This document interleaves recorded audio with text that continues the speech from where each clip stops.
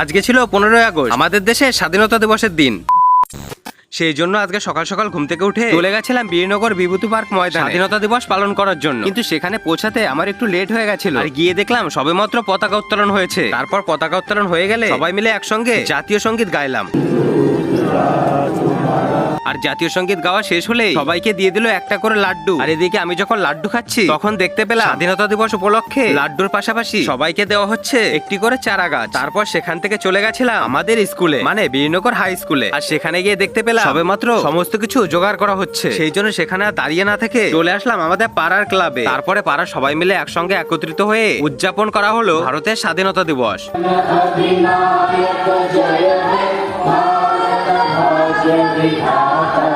এরপর ফাইনালি আশাটা পূরণ হলো, পাড়ায় এসে পতাকা উত্তোলনটা দেখতে পেলাম। তারপর এখানেও সবাইকে দিয়ে দেওয়া হলো একটা করে লাড্ডু আর লজেন্স। তো ফাইনালি আমাকেও একটা দিয়ে দিল লাড্ডু। তো এখন এই লাড্ডুটা খেয়ে আজকে